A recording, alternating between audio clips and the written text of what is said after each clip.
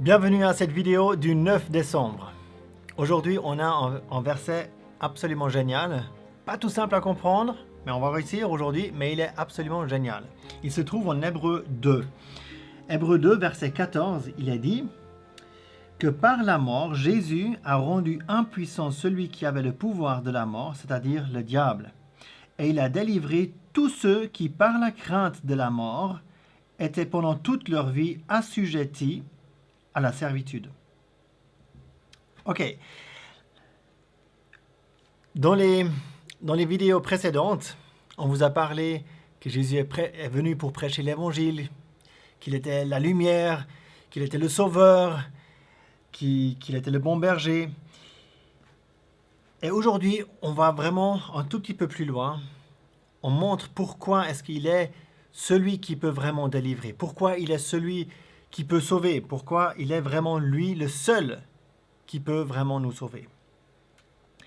C'est à cause de sa mort. Mais on ne va pas seulement voir qu'il est mort, on va voir deux choses. D'un côté qu'il est mort, mais de l'autre côté, que dans cette mort, il est en fait le vainqueur. Et ça, c'est totalement différent de tout ce qu'on peut voir dans le monde. Normalement, quand il y a quelqu'un qui meurt, il est vaincu. C'est lui qui est celui qui perd. Eh bien, une fois de plus, Jésus est totalement différent. Et lorsque les gens pensaient qu'ils avaient vaincu, qu'ils s'étaient débarrassés de Jésus, Jésus était justement en train de remporter la plus grande victoire qui a jamais existé sur cette terre. La plus grande victoire a été remportée sur cette croix de Golgotha lorsque Jésus est mort. Pourquoi ? Parce que par la mort, le verset nous dit, il a rendu impuissant celui qui avait le pouvoir de la mort, c'est-à-dire le diable.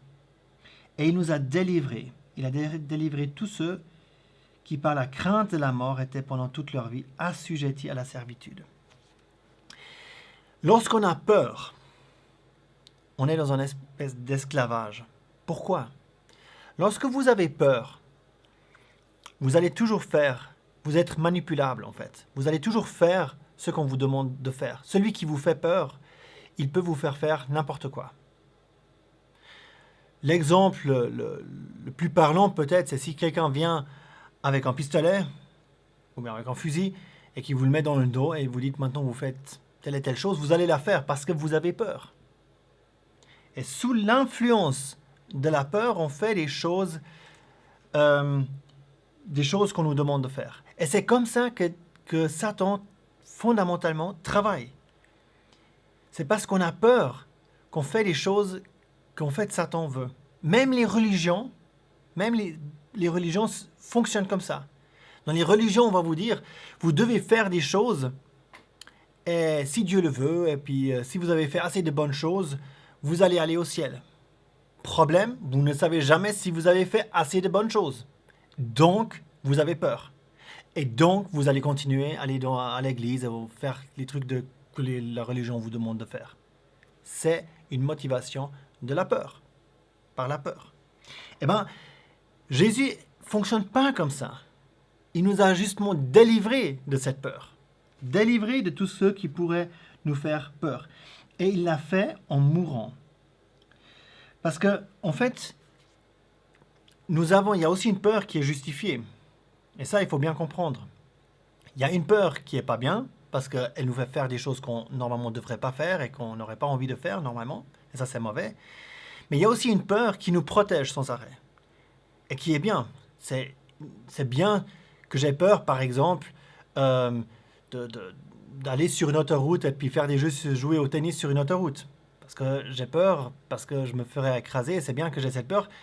Mais j'ai aussi une solution pour éviter ce problème-là, c'est-à-dire tout simplement pas aller sur l'autoroute et jouer du tennis sur l'autoroute.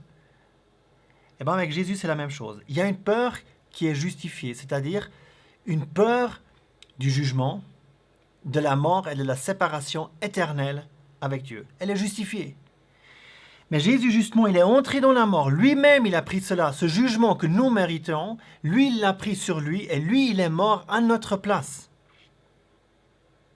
Lui, il a été abandonné. Il a crié sur cette croix, mon Dieu, pourquoi m'as-tu abandonné? Et parce que lui est entré dans cette mort, nous maintenant, nous pouvons croire en lui et nous pouvons échapper à ce jugement et donc de ne plus avoir peur. C'est pas que je dois beaucoup faire de choses et puis après espérer que Dieu m'accepte. Non, Jésus a fait quelque chose pour moi. Lui, il a vaincu celui qui me faisait toujours peur, celui qui nous donne cette peur, c'est-à-dire Satan. Okay? Et donc, maintenant, je peux vivre une vie sans crainte.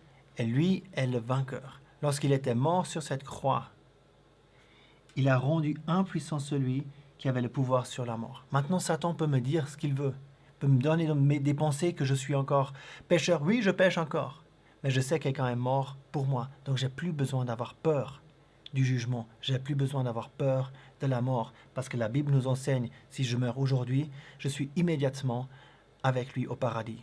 Il y a quelqu'un qui s'est converti à la croix. Jésus, il était sur la croix, il y avait 2 personnes à côté de lui. Il y en a un qui s'est converti, et Jésus lui dit, aujourd'hui, dès que tu vas fermer les yeux et tu es mort ici, aujourd'hui tu seras directement avec moi au paradis. Aujourd'hui tu seras avec moi au paradis. Il n'avait plus besoin d'avoir peur. Et c'est vraiment quelque chose que je souhaite pour toi. Que aussi à Noël, maintenant dans cette période, que tu puisses te souvenir que Jésus-Christ, il est devenu un homme parce que comme fils de Dieu, comme Dieu, il ne pouvait pas mourir. Donc il est devenu un homme, et c'est ce que les versets disent juste avant, qu'il a pris cette forme d'homme aussi, qu'il a pris le sang et la chair aussi, pour mourir et pour remporter cette victoire, pour que toi, tu puisses échapper au jugement et ne plus avoir peur. J'espère que ça va être une réalité pour toi, pour ce Noël de 2022.